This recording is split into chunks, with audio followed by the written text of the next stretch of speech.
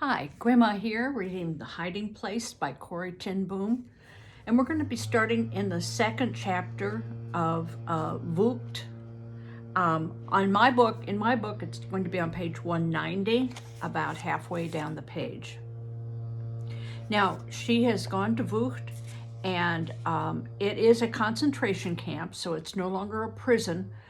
And she is with her sister Betsy, which is also good. And her sister Betsy is considered not well enough to go to the factory, but Corrie has gone to a factory where they are assembling items for the army, and she has expressed interest in it, and so they've moved her to another section to do more detailed work. And Mr. Mormon is the foreman of the group, and he is not a Nazi. He's also a prisoner and was the headmaster of a Roman Catholic school at one time. Not only to me, but to all the Phillips workers, Mr. Mormon acted more as a kindly older brother than a crew boss. I would watch him ceaselessly moving among his hundreds of charges, counseling, encouraging, finding a simpler job for the weary, a harder one for the restless. We had been at Vught for more than a month before I learned that his 20-year-old son had been shot here at the camp the week Betsy and I had arrived. No trace of this personal tragedy showed in his care for the rest of us. He stopped frequently at my bench the first few weeks, more to check my frame of mind than my work. But eventually his eyes would travel to the row of relay switches in front of me. "Dear watch lady, can you not remember for whom you are working? These radios are for the fighter pilots." And reaching across me, he would yank a wire from its housing or twist a tiny tube from an assembly. "Now, solder them back wrong and not so fast. You're over the day's quota and it's not yet noon." So she's being encouraged to not work so hard, to not be as exacting in her work, because they are making items for the enemy. So basically they are sabotaging the parts, the assembly. Lunchtime would have been the best time of day if I could have spent it with Betsy. However, Phillips workers were not allowed to leave the factory compound until the workday ended at 6. Prisoners on kitchen detail lugged in great buckets of gruel made of wheat and peas. Tasteless but nourishing. Apparently, there had been a cutback in rations recently. Still, the food was better and more plentiful than at Shawinigan, where there had been no noonday meal at all. After eating, we were free for a blessed half hour to stroll about within the Phillips compound in the fresh air and the glorious Brabant sun. Most days I found a spot along the fence and stretched out on the warm ground to sleep. The days started with roll call at 5:30 a.m. Sweet summer smells came in the breezes from the farms around the camp. Sometimes I would dream that Carol and I were walking hand in hand along a country lane. At 6 o'clock in the evening, there was another roll call. Then we marched back to our various sleeping barracks. Betsy always stood in the doorway of ours, waiting for me. Each evening, it was as though a week had passed. There was so much to tell one another. That Belgian boy and girl at the booth bench next to mine, this noon they became engaged. Mrs. Hirma, whose daughter was taken to Germany, today she let me pray with her. One day, Betsy's news touched us directly. A lady from Ermelo was transferred to the sewing detail today. When I introduced me, she said, "Another one?" What did she mean? "Corrie, do you remember the day we were arrested? A man came to the shop. You were sick and I had to wake you up." I remembered very well. Remember the strange roving eyes, the uneasiness in the pit of my stomach that was more than fever. Apparently, everyone in Ermelo knew him. He worked with the Gestapo from the first day of occupation. He reported this woman's 2 brothers for resistance work, and finally herself, and her husband too. When Ermelo had finally caught on to him, He had come to Haarlem and teamed up with Wilmse and Kaptein. His name was Jan Vogel. Flames of fire seemed to leap around that name in my heart. I thought of Father's final hours, alone and confused, in a hospital corridor, of the underground works so abruptly halted. I thought of Mary Italia, arrested while walking down a street, and I knew that if Jan Vogel stood in front of me now, I could kill him. Betsy drew the little cloth bag from beneath her overalls and held it out to me, but I shook my head. Betsy kept the Bible during the day since she had more chance to read and teach from it here than I did at the Phillips Barracks. In the evening, we held a clandestine prayer meeting for as many as could crowd around our bunk. You lead the prayers tonight, Betsy. I have a headache. Do you think that's what the problem is? Or do you think she is just so angry that someone had betrayed them? It was more than a headache. All of me ached with the violence of my feelings about the man who had done us so much harm. That night, I did not sleep, and the next day at my bench scarcely heard the conversations around me. By the end of the week, I had worked myself into such a sickness of body and spirit that Mr. Mormon stopped at my bench to ask me if something were wrong. Wrong? Yes, something is wrong, and I plunged into an account of that day. I was only too eager to tell Mr. Mormon and all of Holland how Jan Vogel had betrayed his country. What puzzled me all this time was Betsy. She had suffered everything I had, and yet she seemed to carry no burden of rage. Betsy, I hissed one dark night when I knew that my restless tossing must be keeping her awake. 3 of us now shared this single cot as the crowded camp daily received new arrivals. Betsy, don't you feel anything about Jan Vogel? Doesn't it bother you? Oh, yes, Corrie, terribly. I felt for him ever since I knew, and pray for him whenever his name comes into my mind. How dreadfully he must be suffering. For a long time, I lay silent in the huge, shadowy barracks, restless with the sighs, snores, and stirrings of hundreds of women. Once again, I had the feeling that this sister with whom I had spent all my life belonged somehow to another order of things. Wasn't she telling me her gentle way that I was as guilty as Jan Vogel? Didn't he and I stand together before an all-seeing God convicted of the same sin of murder? For I had murdered him with my heart and with my tongue. Lord Jesus, I whispered into the lumpy ticking of the bed, I forgive Jan Vogel, as I pray that you will forgive me. I have done him great damage. Bless him now and his family. That night, for the first time since our betrayer had a name, I slept deep and dreamlessly until the whistle summoned us to roll call. The days in Vught were a baffling mixture of good and bad. Morning roll call was often cruelly long. If the smallest rule had been broken, such as a single person late for evening check-in, the entire barracks would be punished by a 4 a.m. or even a 3:30 call and made to stand at parade attention until our backs ached and our legs cramped. But the summer air was warm and alive with birds as the day approached.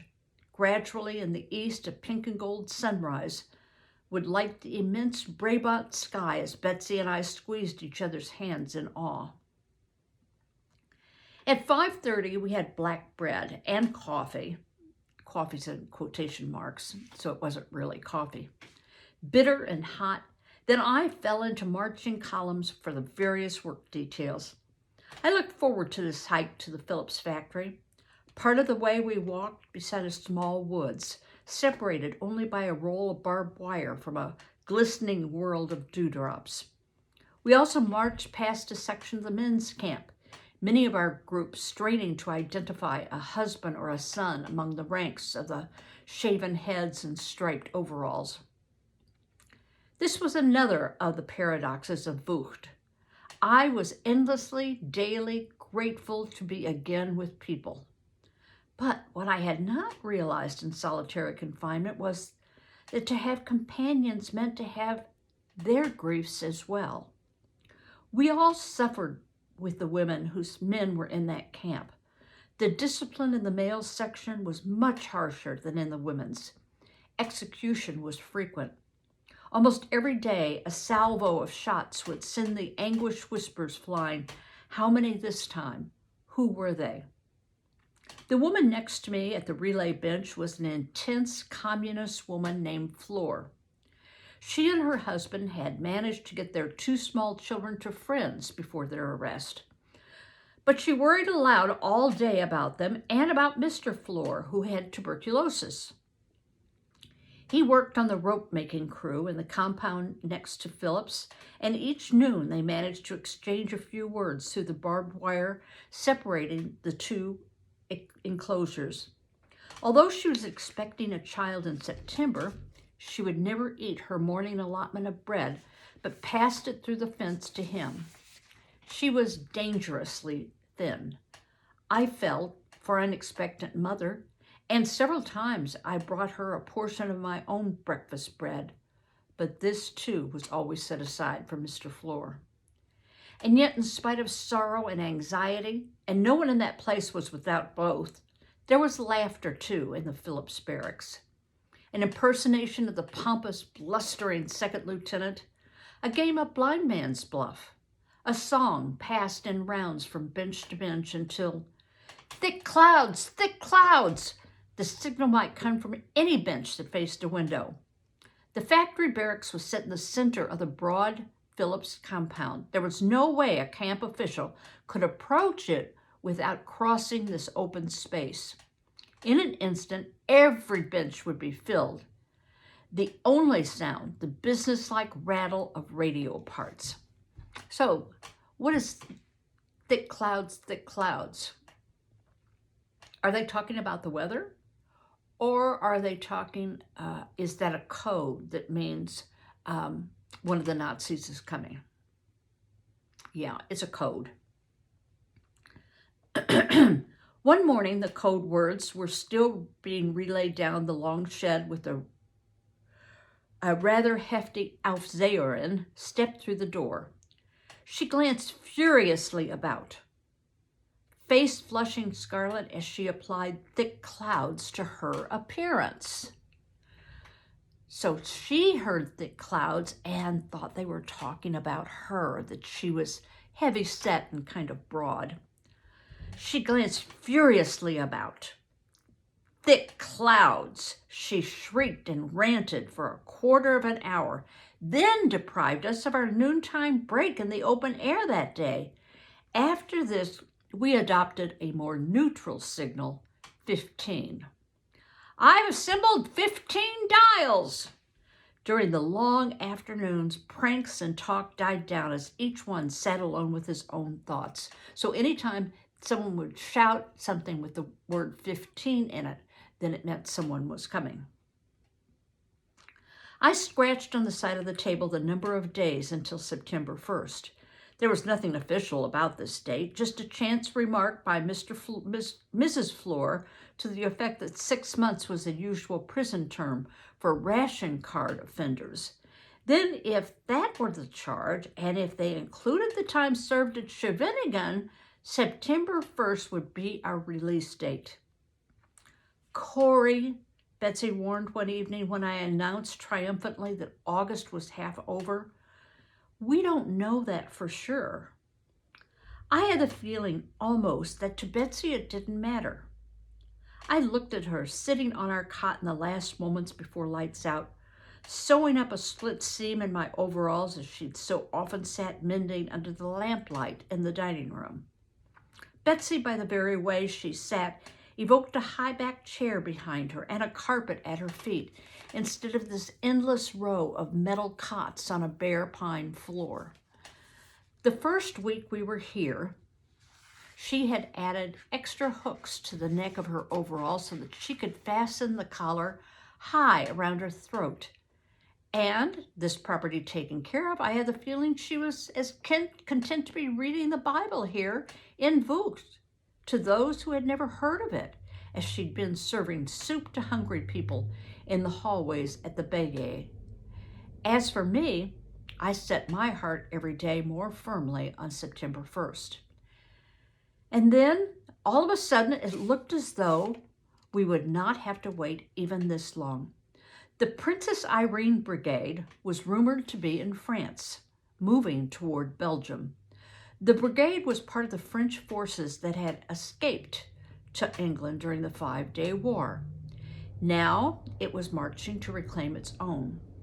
The guards were noticeably tense. Roll call was an agony. The old and the ill who were slow reached their places were beaten mercilessly.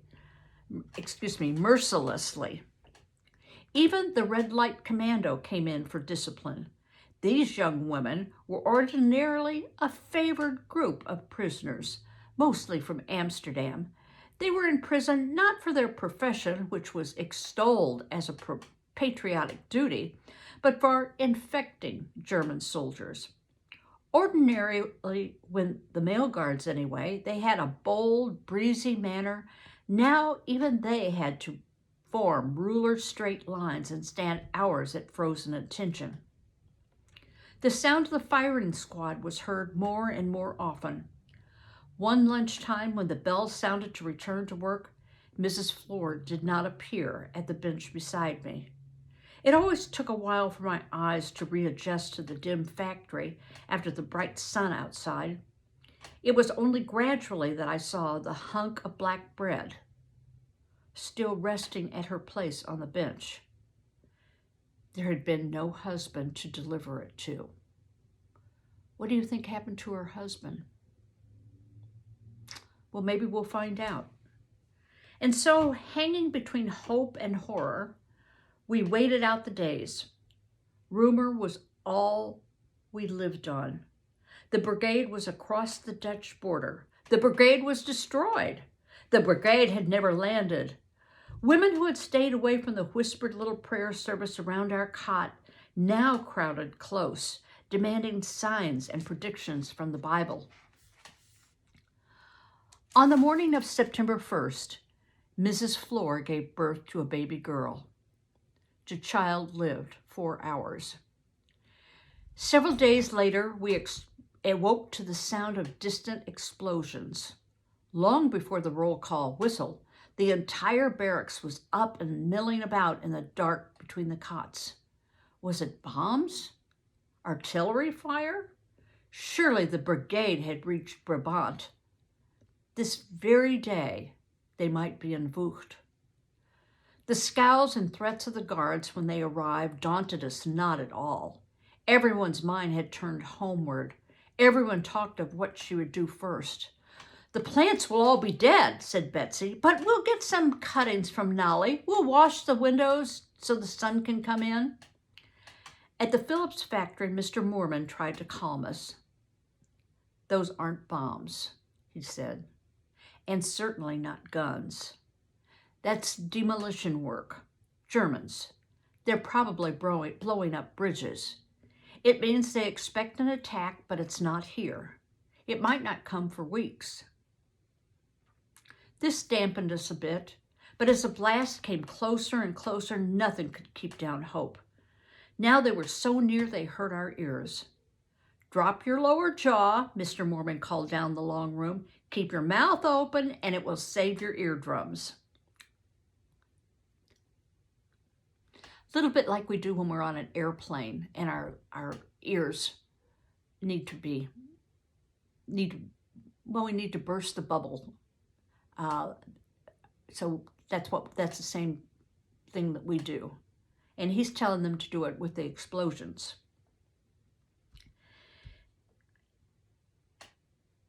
We had our midday meal inside with the doors and windows closed. We'd been working again for an hour, or sitting at our benches.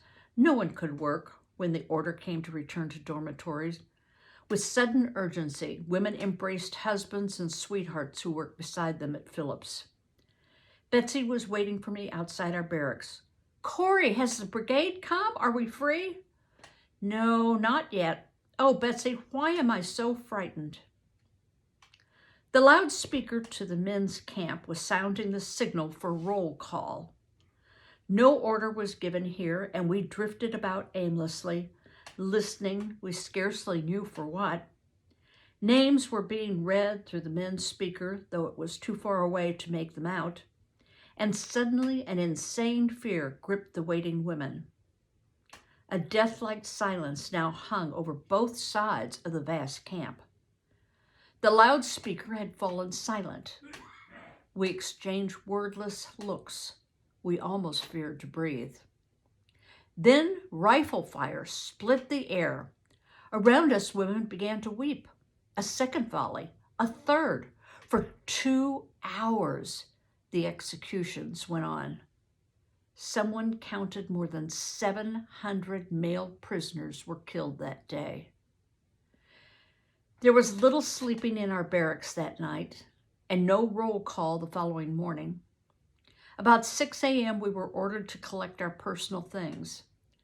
Betsy and I put our belongings into the pillowcases that we had brought from Shawinigan: toothbrushes, needles and thread, a small bottle of divitamin oil that had come in a Red Cross package, Nolly's blue sweater, which was the only thing we had brought with us when we left the quarantine camp 10 weeks before.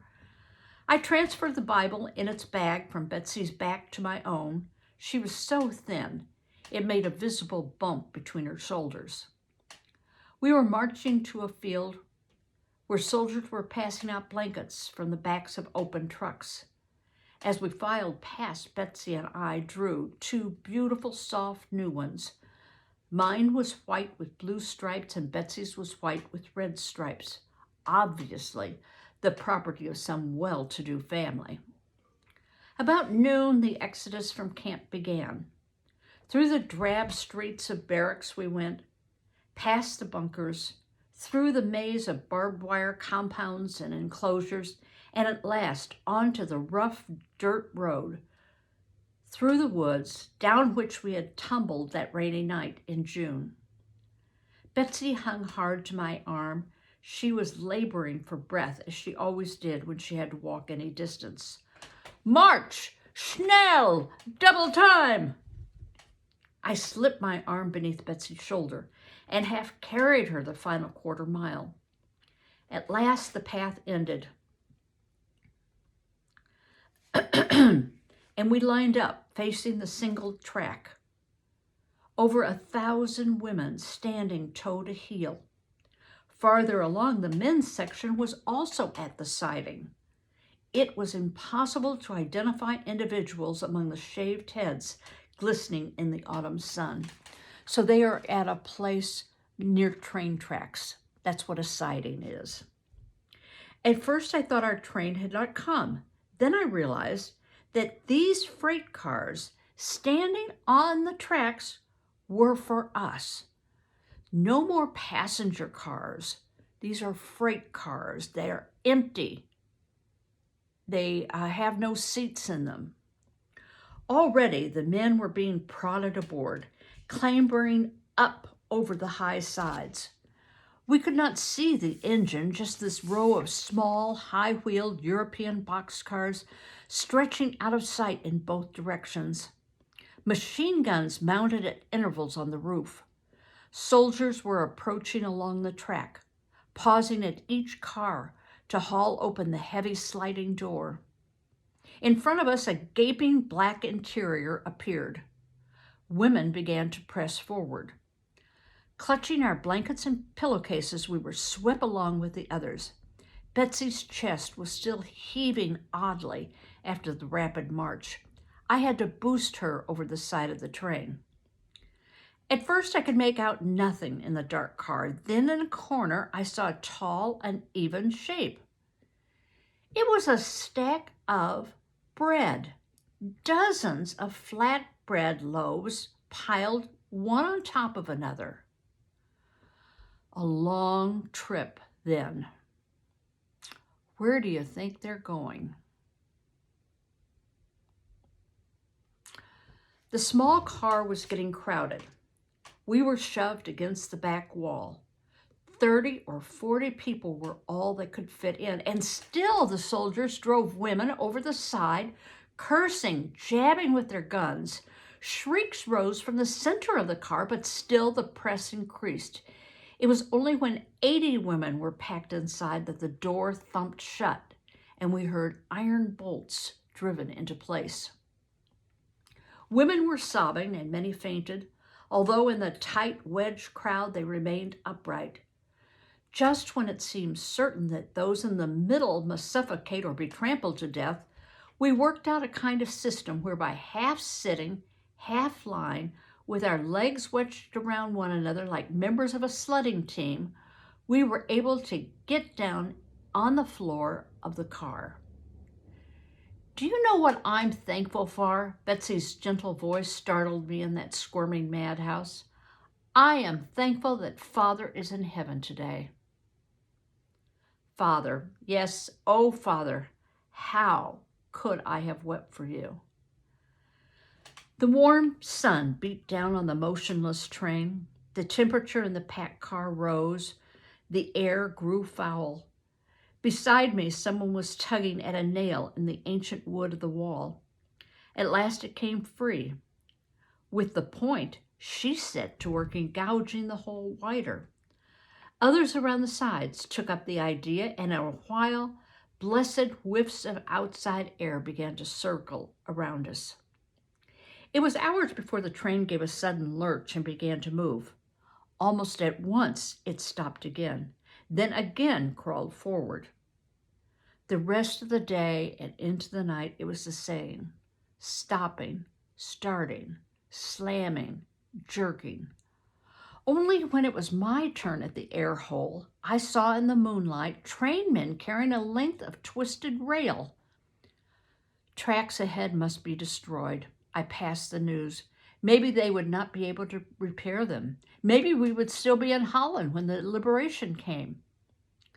Betsy's forehead was hot to my touch. The red light girl, between whose legs I was wedged, squeezed herself into an even tighter crouch so that Betsy could lie almost flat across my lap. I dozed, too, from time to time, my head on the shoulder of the friendly girl behind us. Once I dreamed it was storming. I could hear the hailstorms on Tante Jan's front windows. I opened my eyes.